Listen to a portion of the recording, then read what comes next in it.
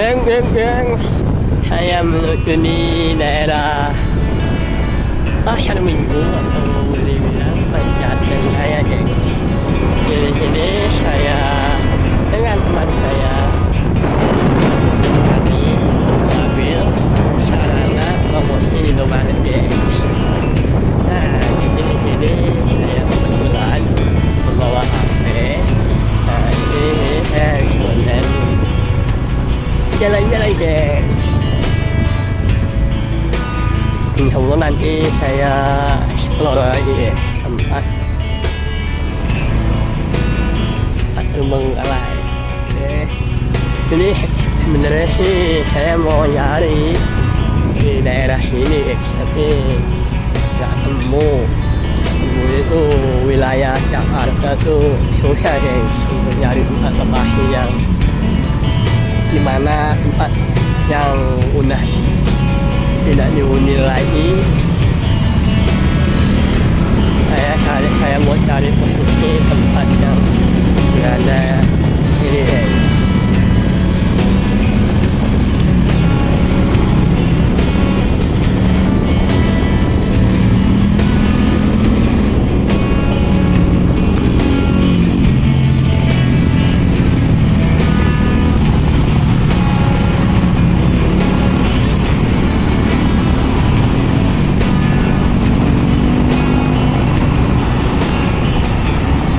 Maaf, jalannya agak rusak, geng. Jadi ini saya usahain ya seperti inilah, geng, jalan suasana di pasar minggu.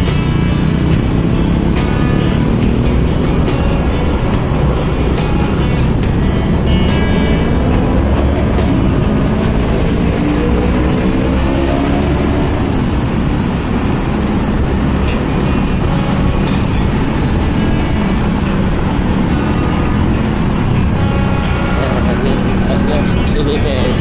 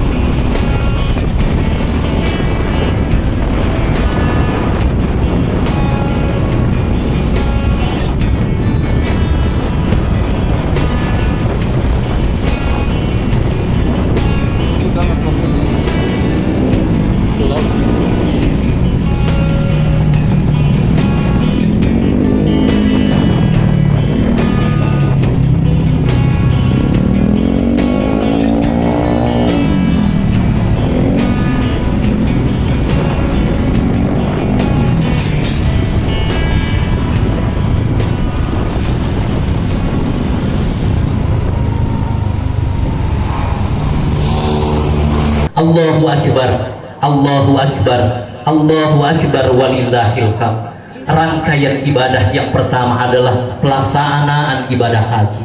Ibadah haji adalah ibadah yang mulia. Ibadah haji secara syariat dikatakan qasdul makkah di amalin makhsusin wa fi zamanin makhsusin. Ibadah haji adalah menyengaja datang ke Baitullah dengan amalan-amalan yang dikhususkan, dengan waktu juga yang dikhususkan. Ibadah haji adalah ibadah yang luar biasa, hanya orang-orang tertentu saja yang bisa melaksanakannya. Hanya orang-orang tertentu saja yang menjadi tamu Allah Subhanahu wa ta'ala. Kita berdoa kepada Allah Subhanahu wa ta'ala, mudah-mudahan Allah berikan kesempatan kepada kita yang belum menunaikan ibadah haji untuk bisa menyempurnakan keislaman kita. Karena Rasulullah Shallallahu Alaihi Wasallam mengatakan di dalam hadisnya, al-hajjul mabrur laisa lahu jazaa'un illal jannah. Tidak ada, atau haji yang mabrur tidak ada balasannya kecuali surganya Allah Subhanahu wa ta'ala. Allahu Akbar, Allahu Akbar, Allahu Akbar walillahil hamd.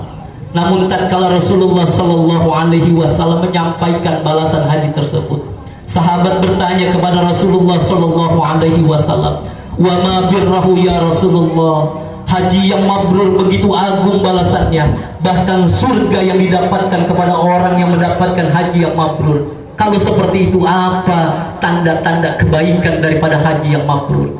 Kata Rasulullah Shallallahu Alaihi Wasallam, haji yang mabrur adalah at'imut ta'am wa ajibul kalam. Haji yang mabrur adalah orangnya dermawan, orangnya tidak pernah melihat, tidak mau melihat saudaranya kelaparan, selalu memberi dan selalu memberi. Itulah haji yang mabrur. Wa ajibul kalam, dan haji yang mabrur adalah kata-katanya manis, tutur katanya sopan, tidak pernah menyakiti kata-katanya kepada saudaranya. Itulah kata Rasulullah Sallallahu Alaihi Wasallam, haji yang mabrur. Allahu Akbar, Allahu Akbar, Allahu Akbar walillahil hamd. Kita doakan mudahan saudara-saudara kita yang pada saat ini tengah melaksanakan dan hampir selesai pelaksanaan ibadah hajinya, Allah terima hajinya, Allah jadikan haji yang mabrur, dan Allah kembalikan kepada keluarganya ke tanah airnya dengan selamat. Amin amin ya Allah ya Rabbal Alamin. Kemudian ada ibadah yang agung pula di hari raya ini, yaitu penyembelihan hewan kurban atau udhiyah. Jamaah salat Idul Adha yang dimuliakan oleh Allah, sama-sama kita tahu bagaimana Allah ceritakan begitu jelas di dalam Al-Quran tentang pengorbanan seorang hamba Allah, seorang nabi yang mulia, seorang Khalilullah. Ketika itu Nabiullah Ibrahim alaihi salam diminta oleh Allah dan diperintahkan oleh Allah untuk menyembelih dan mengorbankan anaknya. Allahu Akbar, Allahu Akbar, Allahu Akbar walillahil hamd. Begitu jelas, begitu sering kita dengar sejarah yang menceritakan bagaimana pengorbanan seorang hamba kepada Allah Subhanahu wa ta'ala. Bukan hartanya, tapi anaknya yang dikorbankan oleh Allah untuk Allah Subhanahu wa ta'ala. Jamaah yang dimuliakan oleh Allah, ada hikmah yang bisa kita lihat. Bagaimana ketika Nabiullah Ibrahim alaihissalam mengorbankan Nabiullah Ismail alaihissalam. Yang pertama adalah ketika kita mengakui Allah Subhanahu wa ta'ala dan Rasulullah Muhammad Sallallahu Alaihi Wasallam sebagai utusannya, dibutuhkan pengorbanan kepada Allah Subhanahu wa ta'ala. Allahu Akbar, Allahu Akbar, Allahu Akbar walillahil hamd. Kita bukan Nabi Ibrahim alaihissalam yang begitu mulia, Nabi Ibrahim alaihissalam yang begitu sabar. Kita tidak diperintahkan oleh Allah untuk mengorbankan anak kita. Kita tidak diperintahkan oleh Allah untuk menyembelih anak kita. Tapi pengorbanan yang Allah perintahkan kepada kita di setiap hari kita, beberapa menit kita korbankan waktu kita untuk istiqomah menjalankan perintah Allah, sholat yang 5 waktu. Di setiap minggu kita, Allah pun minta untuk kita mengorbankan waktu kita, beberapa menit saja menunaikan sholat Jumat berjamaah. Dalam 1 tahun pun Allah Subhanahu wa ta'ala hanya minta kepada kita mengorbankan 2,5% harta kita untuk dizakatkan sebagai zakat mal. Allahu Akbar, Allahu Akbar, Allahu Akbar walillahil hamd. Itulah manusia banyak menelantarkan, Banyak yang tidak mau berkorban, hanya beberapa menit saja waktunya dalam satu hari untuk sholat. Mereka melalaikan, mereka bahkan meninggalkan, na'udzubillah. Demikian juga sholat Jumat, demikian juga zakat mal. Allahu Akbar, Allahu Akbar, Allahu Akbar. Hikmah yang pertama daripada pengorbanan Nabiullah Ibrahim untuk menyembelih anaknya adalah kita sebagai hamba Allah, kalau ingin dekat, kalau ingin nanti ada di rahmatnya Allah Subhanahu wa ta'ala, kita korbankan apa yang kita miliki untuk jalan kepada Allah Subhanahu wa ta'ala. Yang kedua, ada hikmah yang didapat ketika terjadinya pengorbanan Nabiullah Ibrahim kepada Nabiullah Ismail alaihissalam. Ternyata pendidikan agama kepada anak adalah begitu penting. Kita lihat bagaimana Nabiullah Ismail alaihissalam tatkala itu akan disembelih oleh ayahnya atas perintah Allah Subhanahu wa ta'ala. Ada riwayat mengatakan beliau, Nabiullah Ismail, berumur 7 tahun. Ada yang mengatakan beliau berumur 12 atau 13 tahun. Makanya di Al-Quran dikatakan, falamma balagha ma'ahu sa'ya, maka tatkala sampai usia Nabiullah Ismail alaihissalam untuk bisa diajak usaha oleh ayahnya Nabiullah Ibrahim alaihissalam, ada perintah dari Allah Subhanahu wa ta'ala kepada Nabiullah Ibrahim alaihissalam untuk menyembelih anaknya. Tutur kata yang baik dari kedua manusia mulia ini menjadi contoh buat kita bagaimana mendidik anak kita. Nabiullah Ibrahim alaihissalam adalah nabi yang mulia yang tidak akan pernah melalaikan atas perintah yang Allah berikan kepada dia. Namun tatkala kita simak dari ayat yang Allah abadikan di dalam Al-Quran, begitu santun Nabiullah Ibrahim menyampaikan kata-kata itu kepada anaknya Nabiullah Ismail alaihissalam. Ya bunayya inni ara fil manam anni atbahuka fanzur madza tara. Luar biasa kalimat yang Nabiullah Ibrahim alaihissalam disampaikan kepada Nabiullah Ismail. Wahai anakku yang tercinta, aku mimpi, dalam mimpiku Allah memerintahkan kepadaku, sesungguhnya aku akan menyembelih engkau. Maka bagaimana pendapat engkau wahai anakku? Kata-kata yang luar biasa. Di zaman sekarang hendaklah demikian kita terhadap anak kita, dengan kalimat-kalimat yang baik. Bahkan kata Allah Subhanahu wa ta'ala di dalam Al-Quran, a'udzubillahi minasyaitonir rajim, wal yakhsal ladina law taraku min khalfihim dzurriyyatan di'afa khafu 'alaihim falyattaqullah wal yaqulu qawlan sa'ida. Kata Allah Subhanahu wa ta'ala, hendaklah kita khawatir, kita takut meninggalkan anak keturunan kita yang tidak mengerti agama, yang tidak mau peduli terhadap sesama.